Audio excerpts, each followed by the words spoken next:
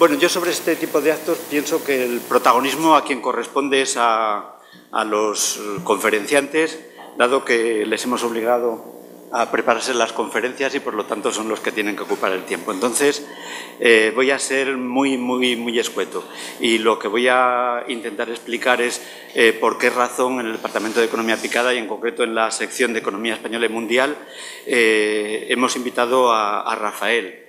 Bueno, ya ha dicho el señor decano, que es catedrático de la Universidad de Salamanca, pero no es por esto por lo que le hemos invitado, de verdad, sino bueno, pues porque nos consta, sabemos, porque hemos trabajado en más ocasiones con él, que es un autor muy prolífico, ha escrito muchas cosas sobre temas muy diversos y en todo tipo de medios, revistas científicas, libros, informes.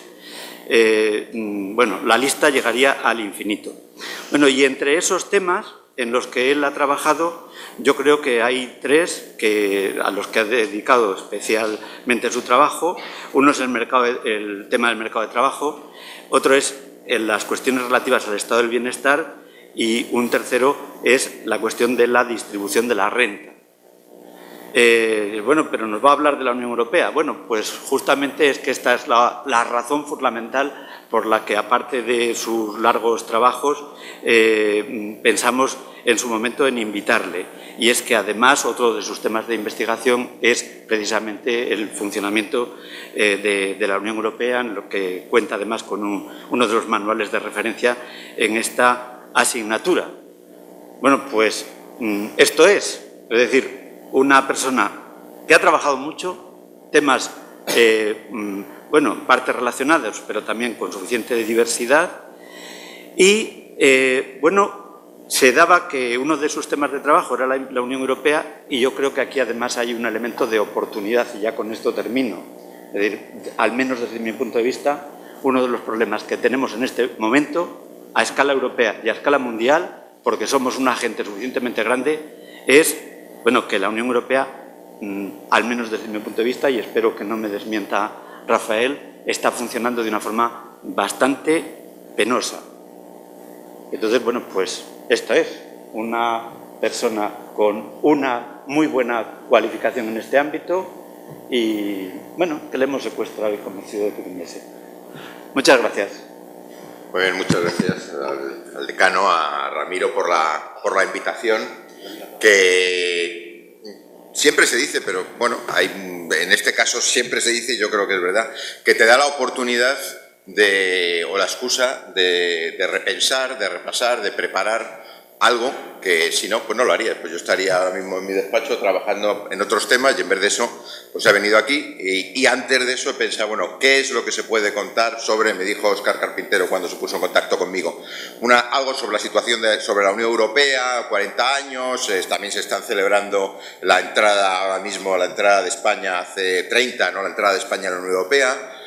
A propósito de la Unión Europea, los logros y también los problemas a los que se está enfrentando. Comparto, y ahora veréis por qué, la posición de Ramiro. Yo creo que uno de los problemas que tiene España y unos problemas que tiene Europa es la Unión Europea. La Unión Europea, hasta hace muy poco, siempre la mirábamos como la solución a muchos problemas, en el caso de España especialmente, y todavía, y os enseñaré luego algunos datos que lo refrendan, pero últimamente parece que es que más que la solución, algunos de los problemas son problemas o que están contribuyendo a su exacerbación o bien que no se están resolviendo por esta vía, ¿no? ¿Qué vamos a hacer? Rápidamente, porque son muchos temas. Afortunadamente creo que el próximo conferenciante todavía está de camino, como decía, con lo cual igual tenemos algo más de tiempo. Lo que había pensado es hablar muy brevemente de los logros. ¿Por qué hablar también de los logros? Bueno, porque los problemas hay que ponerlos en el contexto de una institución que ha servido para alcanzar resultados muy valiosos, tanto en términos políticos como en términos económicos y sociales. Y eso como se dice ahora, hay que ponerlo en valor, no hay que olvidarlo. Pero luego nos vamos a centrar en lo que yo creo que tiene más interés y es cuáles son los problemas con los que se enfrenta en la actualidad, cuál es el origen de esos problemas y cómo se está reaccionando. Entonces, empezando por los logros, el primero de ellos, y no sé si os habréis fijado, vosotros sois todos muy jóvenes, seguramente no lo conocéis, el título de la conferencia es Where Have All the Flowers Gone, La Unión Europea en un mundo en crisis, la segunda parte la entendéis, ¿no? La de Where Have All the Flowers Gone, es de una canción de Pete Seeger. Los que son un poco más mayores la conocerán, una canción de Pete Seeger que en los años 60 y 70, en la época del movimiento contra la guerra de Vietnam, tuvo mucho éxito, entre comillas, era una canción del movimiento pacifista y que luego también se fue incorporando en todos los movimientos de democratización en otros países, en el nuestro, ¿no? Es una canción muy bonita, que se pregunta ¿a dónde han ido todas las flores? ¿Qué ha pasado con todas las flores? Y es una canción, yo os recomiendo, la tenía aquí puesto el audio, lo que pasa que, la podéis mirar en casa, si entráis en Google saldrá las letras, que leáis la letra, porque es una canción melancólica, pero es una canción que si vais hasta el final, porque se pregunta ¿a dónde han ido todas las flores? Que los muchachos se las cogieron y se las dieron a las chicas, ¿y dónde han ido todos los muchachos? Los muchachos han ido a la guerra, ¿y dónde están todos los muchachos? Pues los muchachos que van a la guerra acaban, gran parte de ellos, bajo tierra, ¿no? Y ¿qué ha pasado con ellos? Pues de ellos salen las flores. Es una canción de un eterno retorno, o sea, es muy melancólica, pero también tiene un elemento de positivo al final, ¿no? Yo creo que es un poco recoge la sensación con respecto a la Unión Europea, un proyecto tremendamente ambicioso que ha resuelto, que ha alcanzado muchos objetivos, pero que en algún momento, en este momento concreto, pues se ha quedado absolutamente frenado por toda una serie de cuestiones que es lo que vamos a ver, convirtiéndose más que en la solución en el problema, ¿no? Y repasando rápidamente el tema de los logros. Primero, pues más de un siglo de paz. Y entonces esto es, por mucho que lo pensemos y que se diga, y esto es lo típico, la Unión Europea ha conseguido a través de la integración económica que desterrar la guerra, si no de Europa, sí de los países que han integrado a la Unión Europea. Ha habido una guerra en Europa, que es la guerra de los Balcanes, y luego en esa Europa externa también con el tema del desmantelamiento de la Unión Soviética, Chechenia, si me apuráis ahora Ucrania, pero es que por mucho que se diga que se haya convertido en un tópico, es muy importante que lo veamos gráficamente lo que significa, lo que era Europa antes de la guerra. Ahora que hay de todo en Internet, ¿no? Incluso cosas útiles, pues encontré esta página que te permite mapear, como se dice, hacer mapas temporales de las variables que se quieran. En este caso, las variables son las guerras de Europa. Y si os fijáis, desde los años, desde el 1500 hasta la Segunda Guerra Mundial, no hay un espacio, el mayor espacio sin guerras, y aquí no están todas, aquí están las principales, sin guerra en Europa no sobrepasa los 20-30 años. La intensidad, la capacidad de guerrear en el contexto europeo ha sido algo históricamente increíble. Bueno, pues eso ha desaparecido. Eso ha desaparecido y yo diría, por ahora, ha desaparecido por ahora y está claramente vinculado con el éxito del proyecto europeo. Ahora nos parece increíble que se pudiera guerrear dentro de los estados europeos en la actualidad. Pues no es nada increíble, que hace no tampoco en Yugoslavia se estuvo haciendo y nada nos dice que en un futuro no pueda ocurrir. Pero lo que sí sabemos es que en el presente el mero hecho que a nosotros ahora nos parezca imposible es el mayor éxito o el primero de los grandes éxitos de la Unión Europea. Europa se ha convertido, toda Europa, no solamente algunos lugares, en un lugar cosmopolita. Han desaparecido las fronteras físicas, Schengen ha contribuido a ello, pero no solamente Schengen, que es un programa para la desaparición de las fronteras físicas, también programas que yo creo que es de los mejores programas de la Unión Europea en lo que tiene que ver con la integración y la creación de un espíritu europeo, que es el programa Erasmus. Yo siempre, al hilo de esto, siempre bromeo que junto con el Erasmus lo mejor que ha hecho la Unión Europea es el sistema que tenemos todos ahora de acceder a Internet, el Eurorom. A cualquier universidad que vayáis en Europa, encendéis vuestro móvil y funciona. Bueno, eso es un símbolo de cosmopolitismo. Incluso en el Reino Unido funciona, lo cual es sorprendente, ¿no?, por la posición del Reino Unido.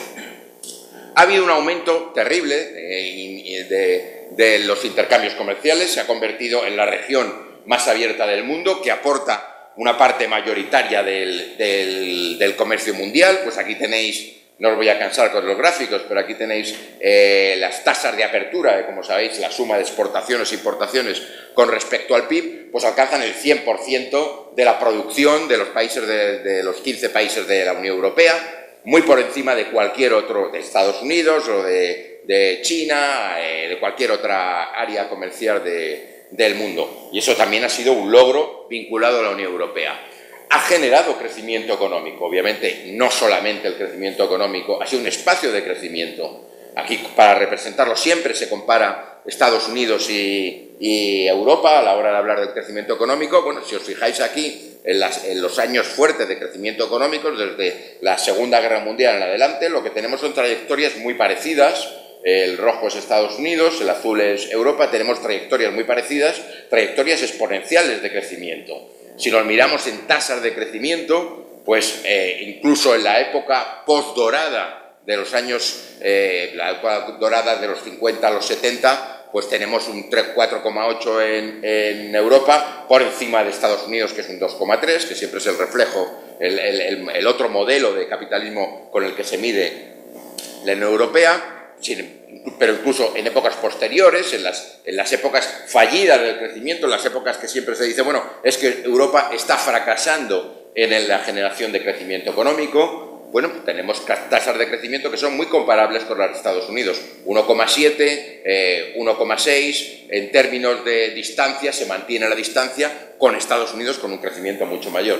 Y con una diferencia, y es que el crecimiento, y esto es otro de los elementos importantes a la hora de hablar de la Unión Europea y de sus logros, el crecimiento de la Unión Europea, a pesar de los pesares, ha sido más inclusivo que el crecimiento de Estados Unidos. En Estados Unidos, prácticamente desde los años 80, el 90%, son cifras de cabeza, el 90% del crecimiento ha ido a la parte de mayor renta, al 10% que tiene mayor renta, incluso al 1% que tiene mayor renta. Tal es así que la renta familiar de las familias medias ha permanecido prácticamente constante. ¿Por qué? Porque el crecimiento económico no se ha distribuido entre toda la población. En Europa, que es otra de las características del modelo europeo, pues en Europa hay una menor desigualdad, hay una menor desigualdad porque hay una mayor presencia del sector público, hay una mayor presencia del Estado, se ha desarrollado un estado de bienestar y eso ha permitido que el crecimiento sea un crecimiento que se distribuye de una forma más equitativa, no igualitaria, pero sí menos desigualitaria que en otros modelos de economía de mercado, como es el caso de Estados Unidos.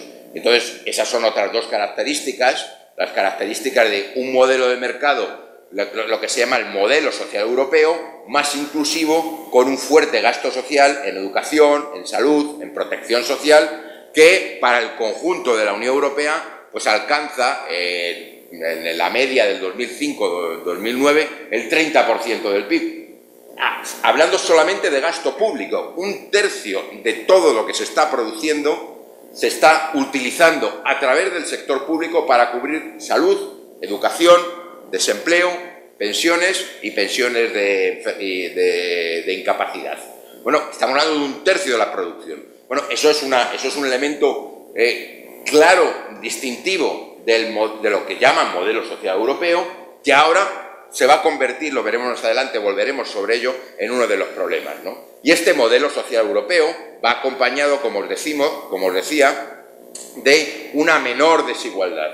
Y sobre todo, una menor desigualdad en lo que se refiere a la desigualdad en la renta disponible, no a la desigualdad de mercado. Si os fijáis, aquí en este cuadro he recogido dos elementos que son importantes. El primero es el índice de desigualdad de Europa, que es el cuadro de arriba, está medido como índice de Gini, expresado en porcentajes, sabéis, entre el 0 y el 100%, menor índice, menor valor, menor desigualdad, mayor valor, mayor desigualdad. Pues si comparáis Estados Unidos, la Unión Europea, pues estaría alrededor de 30, no llega a 30, y sin embargo Estados Unidos está en 40, China, etcétera, pero bueno, comparado con Estados Unidos, estamos hablando de una desigualdad que es una cuarta parte inferior a la que hay en Estados Unidos. Y esto no se debe a que tengamos una economía más igualitaria, no, porque si nos fijamos en el gráfico de abajo, hay dos barras de índice de Gini, la barra azul oscura es el índice de Gini tal y como sale del funcionamiento del mercado, y la barra azul clara es el índice de Gini después de la intervención correctora de desigualdades del sector público vía transferencias y impuestos. Y lo que vemos es que la diferencia de desigualdad entre Europa y Estados Unidos fundamentalmente se debe a ese mayor papel de corrección de las desigualdades del sector público. Y aquí estamos fijándonos nada más en las desigualdades monetarias, no en las desigualdades de acceso a bienes y servicios, porque educación y salud son dos elementos que no están incorporados ahí a la corrección del índice de Gini y que, sin embargo, son dos elementos que prácticamente todos los países europeos están distribuidos de forma muy igualitaria y, por lo tanto, generan desigualdad. Los españoles somos iguales en términos de acceso, mucho más iguales en términos de acceso a la salud e incluso a la educación que de acceso a la renta, o sea que es otro elemento de corrección de desigualdades. Es otro elemento de corrección de desigualdades que existe en Europa, en prácticamente todos los países europeos, y sin embargo no existe en Estados Unidos. Las desigualdades de renta en el modelo de capitalismo americano se reproducen en educación, especialmente en educación universitaria, y se reproducen, y de forma muy significativa, en salud, incluso después de la reforma del presidente Obama, ¿no? No nos debe extrañar que haya menor desigualdad, porque, como os decía hace un momento, la desigualdad y el gasto social, la desigualdad y el desarrollo del sector del estado de bienestar están muy interrelacionadas. Están muy interrelacionadas en el sentido de que a mayor estado de bienestar, menor desigualdad. Aquí tenéis el índice de Gini de desigualdad, aquí tenéis el gasto social con respecto al PIB, y aquí tenemos la nube de países de la OCDE, y lo que tenemos es claramente que hay una relación inversa. Aquellos países con mayor gasto social son también países con menor desigualdad.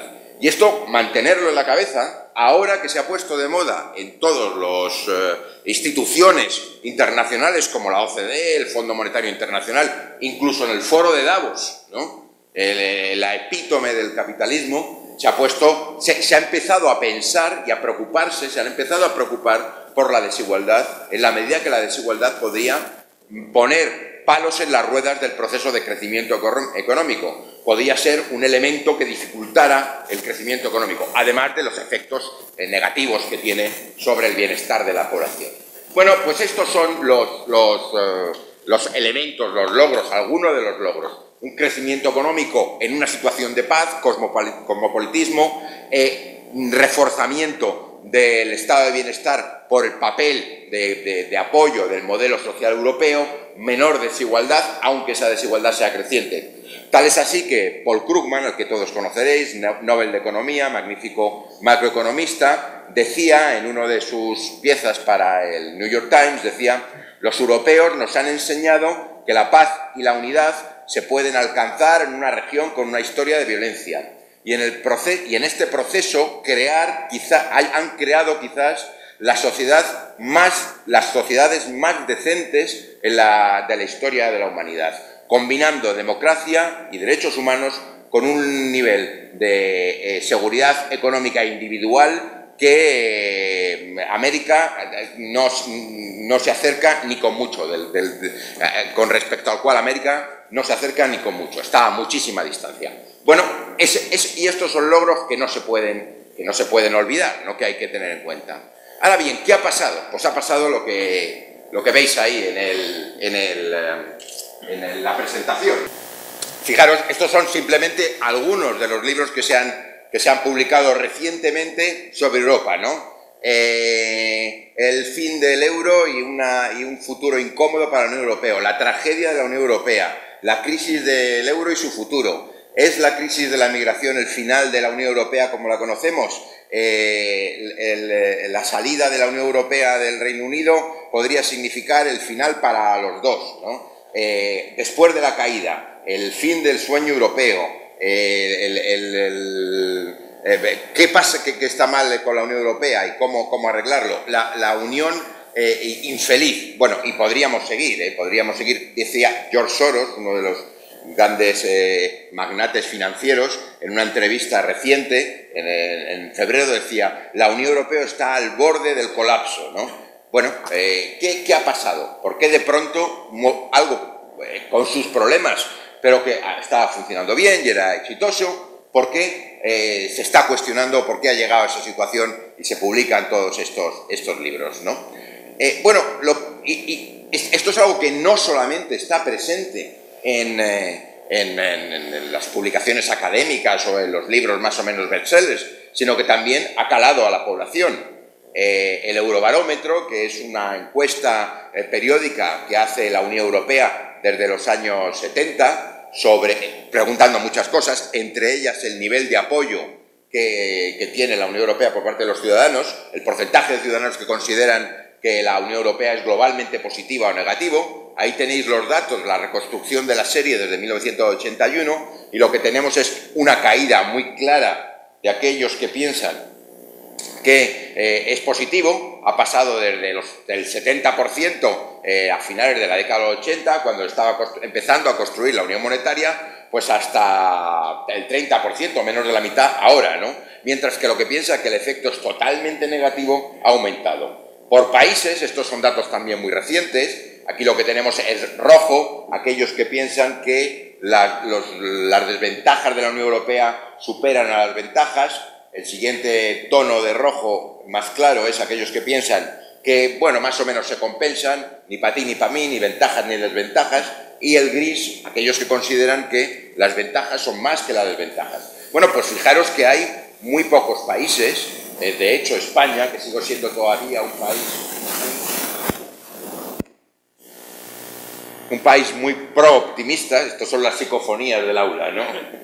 Un país muy optimista y muy pro-europeo, pues hay un 44%, pero es el país, de esta muestra de países, el único país que tiene un porcentaje muy significativo que considera que las ventajas todavía son mayores. Hay otros países como Suecia, que es una cuarta parte, la República Checa, sorprendentemente, un 13%, Italia un 27%, Holanda, que ha sido siempre un país muy cosmopolita, o era un país muy cosmopolita y pro-europeo, un 25%. Bueno, esto está afectando, Tengo poderes. Bueno, ¿y cuáles son algunos de los elementos que están detrás de ese cambio de opinión? ¿Cuáles son algunos de los problemas que la Unión Europea no ha sabido resolver? No ha sabido resolver, ¿no? Vamos a verlos. El primero, esto es como un redoble de tambores, no hay que integrarlo en la presentación. El primero son las distintas visiones. Europa, cuando se construye después de la Segunda Guerra Mundial, Alemania, Francia, Italia, Bélgica, Holanda, Luxemburgo, son países importantes, centrales, muy próximos económicamente, incluso en términos de modelo social, ha ido incrementando.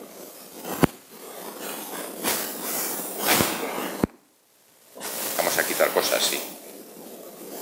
Se puede quitar también esto. Bueno, vamos a quitar el...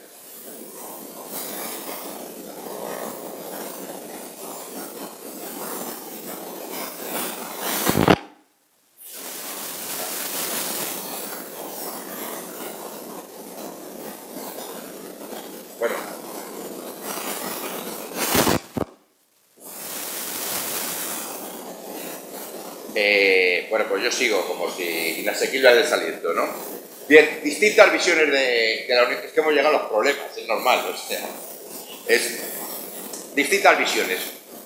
Con el proceso de construcción se ha ido ampliando ese grupo de países más o menos homogéneos, más o menos similares.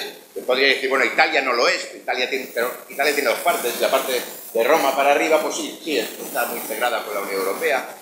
Han entrado los países del este, y los países del este...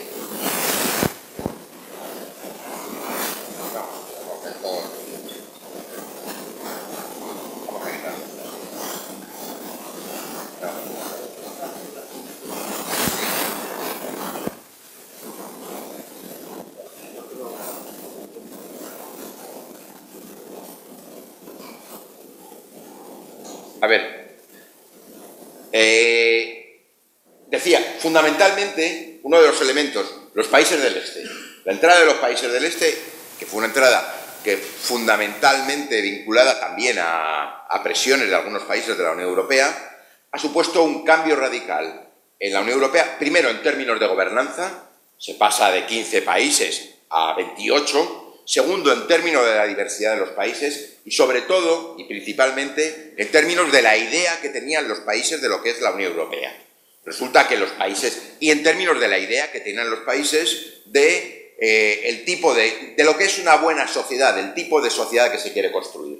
Son países que, yo decía, y a lo mejor por el tema, claro, por la experiencia con el mundo comunista, y están sufriendo de un shock postraumático, y son países muy, muy beligerantes a todo lo que tiene que ver con la intervención del sector público en la economía y con lo que tiene que ver con el estado de bienestar. Son países muchísimo más liberales. Bueno, pues resulta que el modelo social europeo es un elemento fundamental de la construcción europea y un elemento fundamental de la identidad de la Unión Europea. Ahí tenemos un problema.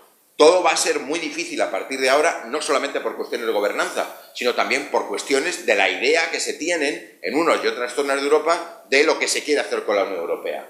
Y un ejemplo claro de eso es el Reino Unido. El Reino Unido, desde que ha entrado a la Unión Europea, el Reino Unido estuvo en las primeras negociaciones de la Unión Europea, no quiso firmar el Tratado de Roma, se retiró al poco tiempo porque consideraba que estaba llamado a jugar un papel mayor en la economía mundial, todavía tenía la idea del imperio británico, ¿no? Eso desaparece a principios de los años 60, pide la entrada, una entrada que se retrasa hasta la muerte de Gaulle, en 1974 es la adhesión, y desde entonces el Reino Unido, precisamente también, porque comparte con los nuevos países miembros una idea distinta de lo que debe ser la Unión Europea, lo que ha estado haciendo es poner problemas.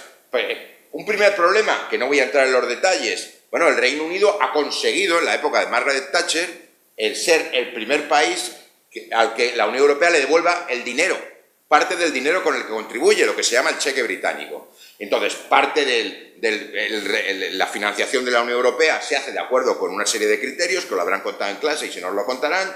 Bueno, cada país contribuye con unas cantidades, resultado de aplicar esos criterios, y luego el Reino Unido consigue que le devuelvan una parte, 5.000 millones me parece que es el último, de los cuales, por cierto, 500 los paga España, 1.000 los paga Alemania. ¿Y por qué? Porque fue capaz de defender que él no se beneficiaba de los gastos de la Unión Europea. Bueno, pero es que tú estás en la Unión Europea porque quieres estar, no porque el resultado global de todos los países no puede ser un saldo positivo, eso es imposible, ¿no?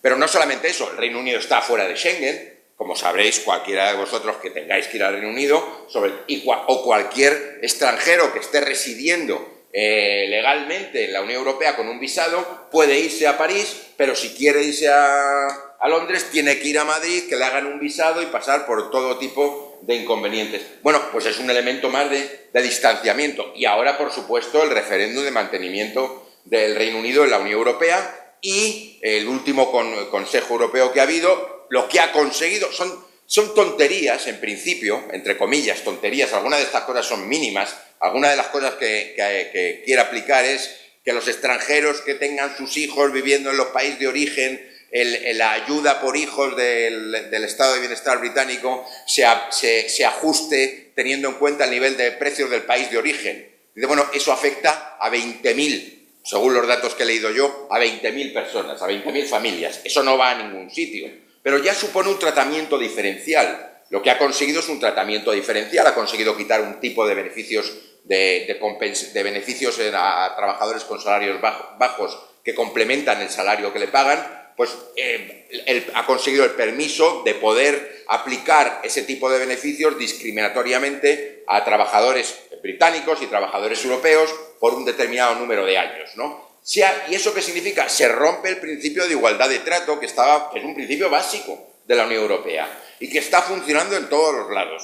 Que funciona en todos los lados para bien y para mal. Cuando vosotros vais al Museo del Prado, bueno, vosotros no porque tenéis carnet de estudiante, pero las personas que no son estudiantes, ciudadanos de este país, y van al Museo del Prado, tienen que pagar una entrada y antes no la pagaban. ¿Y por qué pagan una entrada? Porque les obligó la Unión Europea, obligó a España, a la Unión Europea, que si no pagaban los españoles no pagaba ninguno de los miembros de los países de la Unión Europea. Y entonces, bueno, dijeron, pues que pague todo el mundo, ¿no? O sea, quiere decir, es un principio central de igualdad. Bueno, pues eso se ha eliminado. Se reconoce y sobre todo se da un estatus diferencial a un país que no deberían tener.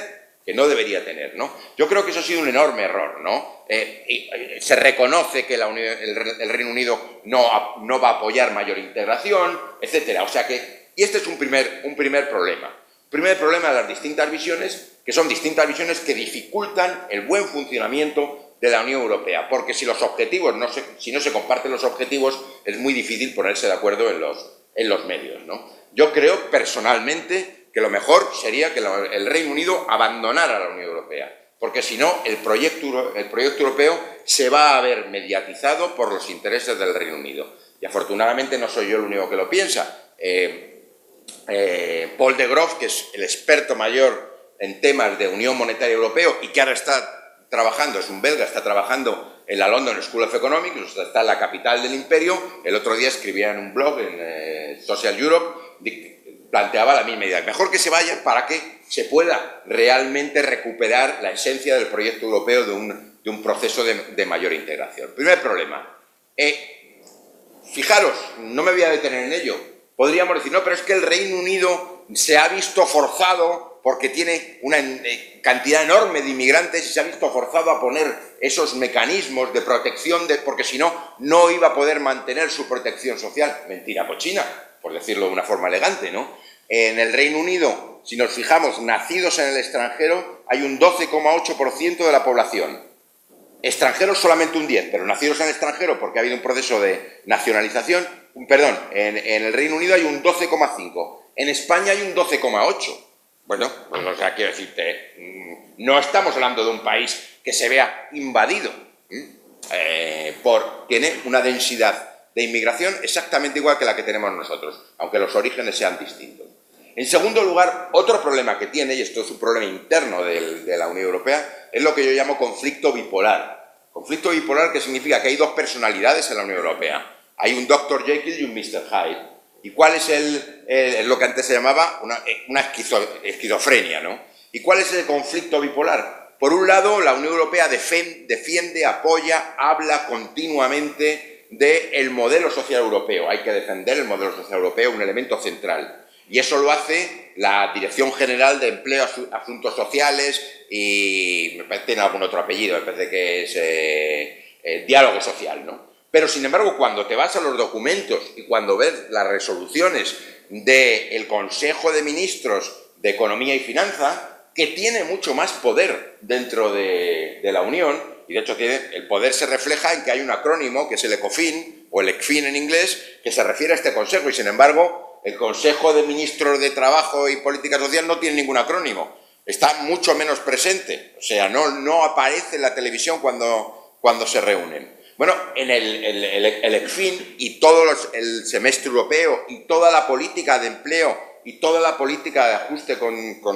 fiscal, del que hablaremos ahora, para hacer frente a la crisis, está muy relacionada con lo que se llaman las reformas estructurales, y las reformas estructurales son reformas que atentan directamente con el mantenimiento del estado de bienestar, porque afectan a la intensidad de las prestaciones sociales, a su financiación, promueven la privatización de la política social, lo que podríamos llamar una especie de mercantilismo social. Si el Estado social lo que ha hecho es desmercantilizar algunos servicios públicos, como la salud o la educación, con la reforma estructural se tiende todo lo contrario, ¿no? Aumentar las tasas, el copago sanitario, reducir los derechos laborales, etcétera, ¿no? Bueno, entonces ahí hay un conflicto clarísimo. Uno lee unos documentos y lee otro y parece que estuviera leyendo documentos muy, muy distintos. Segundo problema. Tercer problema. Se ha creado una unión monetaria que tiene fallos de arquitectura muy significativos, como los edificios de Calatrava, ¿no? Que es muy bonito por fuera, pero que luego tiene fallos, y en muchos casos son fallos estructurales, son fallos de difícil solución. Algunos problemas en los que no habían caído los economistas, pero otros muchos que sí, que se sabía que existían, desde los años 60, cuando se empieza a trabajar las cuestiones de unión monetaria óptima, pero que, sin embargo, no se aplican en la construcción de la Unión Monetaria Europea. Hay formas de resolver esos problemas, como es la existencia de mecanismos de compensación fiscal que sean globales, que estén mutualizados, que dependan de la Unión Europea, que pueden corregir los problemas derivados de la falta de integración de los ciclos y de la intensidad de los ciclos, de lo que se llaman los shocks asimétricos, y sin embargo eso no se ha puesto. Con la crisis ha demostrado que si bien la crisis ha sido una crisis muy simétrica, ha afectado a todos los países, ha sido asimétrica en su amplitud, ha afectado más a unos países que a otros. Y por lo tanto, al no disponer, la política monetaria era una política monetaria que no podía ajustarse a la situación de todos los países, porque la situación era distinta, la situación de los países era distinta. Eso es un problema que se puede resolver técnicamente, sí. ¿Que se quiere resolver? No necesariamente.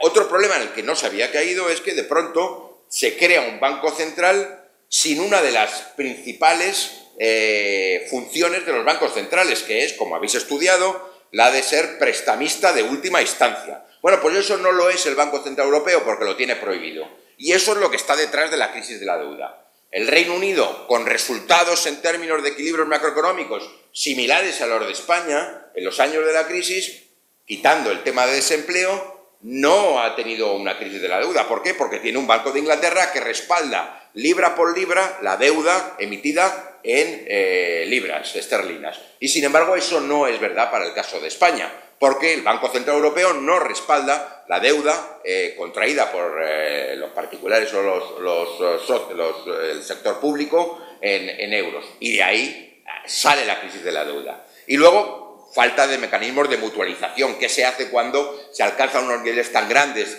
de endeudamiento? Hay formas técnicas de resolver el problema mediante mutualización, que parte de la deuda pasa a ser responsabilidad europea del Banco Central. Eso existe y ya me contaron ayer que había habido unas declaraciones por parte de Mario Draghi en esta línea, que igual había que pensar en esto. Bueno, hay muchas, técnicamente son problemas que se pueden resolver, no se quieren resolver políticamente, por cuestiones de objetivos distintos e ideas distintas de cómo se debe construir la sociedad europea, ¿no? Por el problema del que hablaba al principio.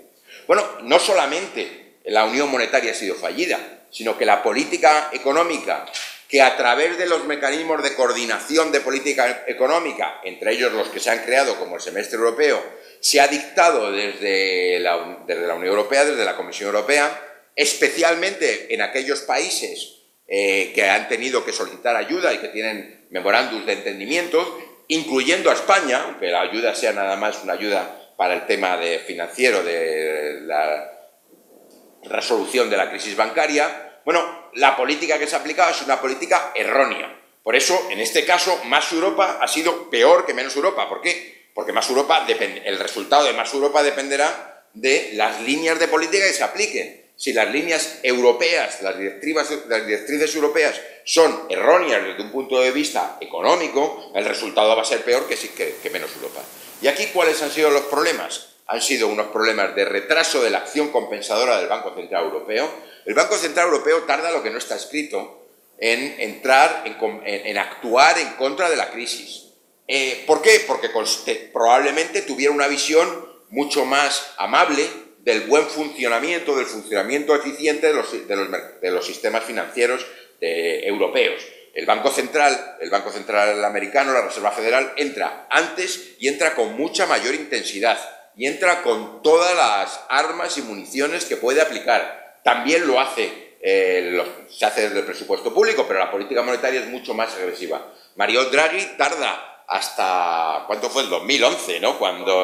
O el 12, cuando dice aquello de haremos todo lo que haya que hacer y créanme, será suficiente. Ya, boom, de pronto, boom, empieza a caer el diferencial de la prima de riesgo de España. Por toda la política de reducción de déficit que se había aplicado desde mediados de 2010, no, porque hay una señal inequívoca de que no se iba a dejar caer ningún país y que se iba a actuar de forma agresiva a través de la política de compras de deuda en mercados secundarios. Entonces, bueno, es que es la típica política que funciona incluso antes de aplicarla, simplemente con decir que se va a aplicar por las expectativas. Bueno, ¿por qué se tarda tanto? ¿Porque no se sabía que había que hacerlo? No, yo creo que porque había una intencionalidad política, porque eso pone presión a los países para hacer el tipo de reformas que se quieren que se hagan. Reformas que son reformas desde mi punto de ver ideológicas y no son reformas basadas en la experiencia del buen funcionamiento de esas políticas. En Europa se pone de moda la hipótesis de la austeridad expansiva, que defiende que la austeridad en situación de crisis, la reducción del déficit en situación de crisis, por distintos mecanismos más o menos esotéricos, algunos de ellos muy simpáticos, como lo que llama Krugman el hada de la confianza, lo que va a generar es una recuperación. Vas a poder reducir el déficit y, a la vez, se va a recuperar la economía. Bueno, lo que se ha demostrado en Europa, país por país y año tras año, es que la política de austeridad no ha sido una política de austeridad expansiva. Lo que ha hecho ha sido profundizar la crisis. En 2011 prácticamente Europa estaba fuera de recesión, estaba rozando el 0%. Como resulta, en 2010 se cambia la política de política compensatoria keynesiana a política de austeridad, de reducción del déficit público, porque se da prioridad a la lucha contra el endeudamiento y el déficit, y se vuelve a entrar en la segunda recesión, del que no se sale hasta el 2014.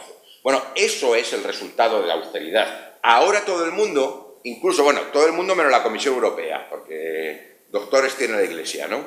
Todo el mundo, el Fondo Monetario Internacional, reconoce que se había equivocado a la hora de hacer sus previsiones y que los multiplicadores que estudiáis en macro, los multiplicadores resulta que eran mayor que 1. Bueno, es que digo, bueno, y aunque fueran 1, si es 1, eso quiere decir que no hay un proceso que tiene efecto expansivo, ¿no? Si los multiplicadores del gasto y los multiplicadores de los impuestos son mayores que 1, una reducción de los impuestos, un aumento del gasto, genera un efecto expansivo que el Fondo Monetario dice puede llegar a ser, en situación de crisis económica y con capacidad instalada ociosa, puede llegar a 2. Bueno, pues eso que me está diciendo. Según estimaciones del propio fondo, toda la crisis del 2011 y 2012 en España se explica por la reducción del déficit, por la caída del gasto y por el aumento de los ingresos. O sea que es una crisis generada por la propia política, aplicada de forma más o menos forzada por parte por parte de los países por mandato de la Unión Europea, ¿no? Si queréis luego podemos hablar algo de la teoría que hay detrás, la falsa teoría, el mito de la austeridad expansiva, ¿no? No, lo que ha demostrado esta crisis, ha demostrado es que el keynesianismo funciona en situaciones de crisis. De aquellos países donde se han aplicado una política keynesiana monetaria y fiscal expansiva, léase Estados Unidos, han salido antes y más rápido y con más intensidad de la crisis que aquellos otros donde se ha hecho justo lo contrario. Se ha aplicado una política de austeridad que es una política de austeridad regresiva.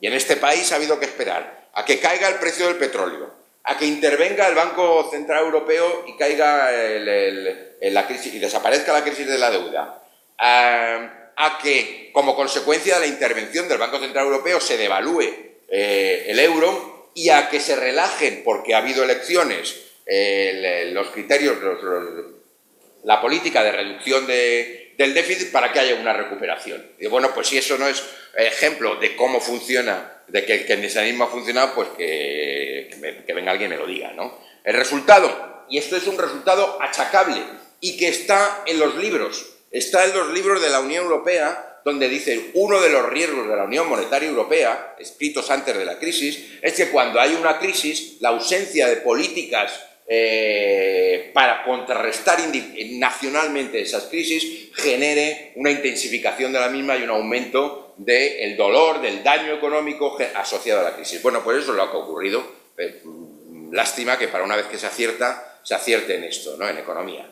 Y luego todo esto vinculado a todo este fracaso de la Unión Monetaria, vinculado al fracaso de la política de salida de la crisis, para una vez que se ponen de acuerdo los países en aplicar de forma coordinada una política económica, resulta que aplican una política económica errónea, con lo cual el resultado es todavía mucho peor. Bueno, pues un impacto, un efecto tremendamente grave, y vuelvo al elemento de la paz del que hablábamos al principio y de la canción de Pete Seeger, ¿no? Pues es la vuelta a los nacionalismos excluyentes, que se está demostrando claramente en el cuestionamiento de Schengen por todos los países, o sea, por todos los países, pero por Dinamarca, todos los países, ¿no? Cuestionamiento de Schengen, que ojo, Schengen y esto es un documento de la Comisión Europea de hace una semana. Dice, la Comisión Europea dice, Schengen es uno de los logros mayores de la integración europea.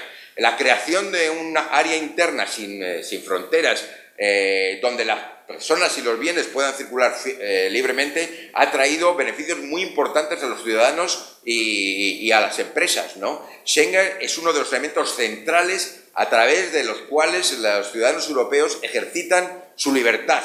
Y el mercado interior se desarrolla y crece, ¿no?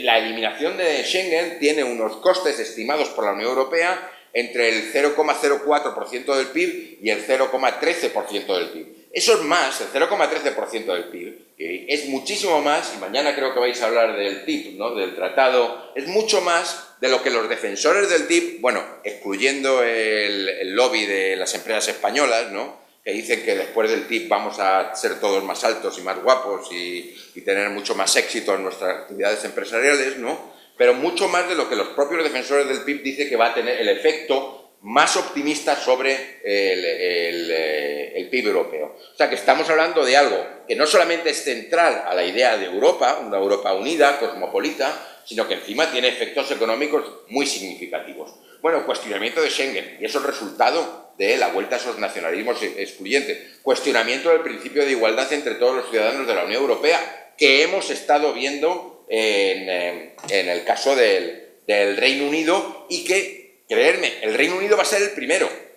El Reino Unido va a ser el primero.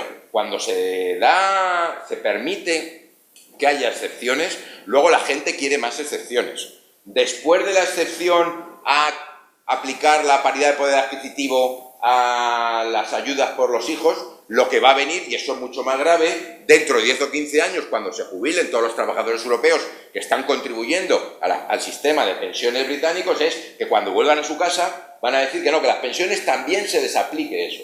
Y entonces ya vamos a hablar, esto nadie se pelea por algo que afecta a 20.000, es el principio lo que importa. Una vez que meten la brecha, eso es como cuando hay una pequeña brecha en un muro por donde entra agua, ¿no? La historia aquella de los Países Bajos y el muchacho que puso el dedo para que no se cayera el dique, ¿no? Bueno, esto es algo muy importante. Y luego están apareciendo actitudes xenófobas que estaban hasta ahora eran muy marginales, existían, pero eran muy marginales en la Unión Europea. Ahí tenéis una foto de uno de los 17 albergues para extranjeros que se han quemado en Alemania en el último año.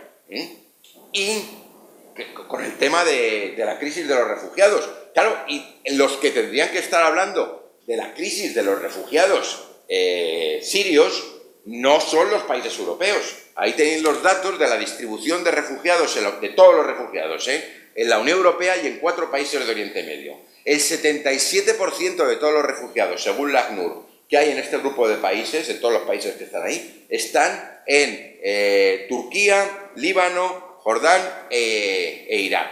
Y si vamos en términos de población, el Líbano, que es un paisín que tiene un poquito de costa, está el Atlas, un pedazo de montaña, un valle que es el Valle de la Bekaa y luego el Anti-Atlas. En ese país, un 25% de la población son refugiados sirios. Y llevan yendo a Siria desde el comienzo de la guerra. Esto no es algo nuevo, ¿no? En el caso de Irak es un 11, en el caso de Jordania es un 10, en Turquía un 2,6. Una parte muy importante también son desplazados dentro de propio Siria. O sea, aquí se está viendo nada más un puntito, un puntito. Y sin embargo, eso es suficiente como para generar todo ese tipo de actitudes xenófobas. Ojo, no solamente ante refugiados sirios, sino hacia toda la población. Actitudes que han dado lugar a la aparición o el crecimiento de partidos claramente contrarios a la integración en la Unión Europea, claramente euroescépticos, como se llama en el Reino Unido, claramente nacionalistas, que están incrementando, en muchos casos están alcanzando cotas muy significativas de respaldo. Pues aquí tenéis el caso de Francia, es clarísimo, ¿no? Con el Frente Nacional un 27%. El caso de Eslovaquia, que aquí no están los datos, este domingo ha habido elecciones y los datos que hay ahí del 2012, el Partido Nacional Eslovaco era un 4,5%, en las elecciones del domingo han sido un 8,6-7%. Quiero decir, ya estaba cayendo y ahora esto se ha recuperado. En Hungría, ¿qué os quiero decir? Con toda la política de Orbán. En Polonia, que no es un partido conservador, muy conservador, pues estamos hablando de un 34-35%. El FPÖ austriaco. En Alemania, pues el Alternative für Deutschland con el 12%, movimientos que no son partidos políticos, sino movimientos como Pegida, con gran capacidad de movilización, ¿no? Yo miro a los símbolos de los partidos, el de Hungría, el de Flandes, ¿no? El Blanche Belang, y se me ponen los pelos como escarpias, ¿no? O sea, son simbologías claramente nacionalistas y que recuerdan mucho la simbología. Bueno, y estos son movimientos mayoritarios, no, pero están ahí en el Reino Unido. El UKIP, ¿no? Pues un partido claramente nacionalista que lo que quiere es irse y que está marcando las pautas de la política conservadora. Muchas de las cosas que se están aprobando son precisamente para quitar votos a los partidarios del UKIP, ¿no? Bueno, pues es algo que yo creo que es preocupante y que con lo que va a tener que lidiar la Unión Europea en el futuro, ¿no? Y el último elemento, mira, aquí están los datos esos, el 8,6. Y el último elemento es todo esto, todas estas cuestiones, estos problemas de gobernanza, estos problemas de salir de la crisis, lo que ha hecho es que la Unión Europea pierda liderazgo en la gestión de la globalización. Gran parte de los problemas con los que se enfrenta la Unión Europea en la actualidad están muy vinculados al proceso de globalización y como ha explicado muy bien Rodrik y en distintos artículos y en un libro que se llama espléndido, que se llama La paradoja de la globalización. Bueno, pues tú o tienes globalización o tienes democracia. Entonces tú tienes que, y él en su propio, salvo que tenga instituciones para poner arneses a la globalización, para tener capacidad de control, embridar a la globalización. Esas instituciones, hacerlas en el ámbito mundial, global, es complicado. Es lo que propone. Bueno, lo que se puede hacer es actuar en ámbitos de integración regional como la Unión Europea. Bueno, pues la Unión Europea está fallando, no lo está haciendo.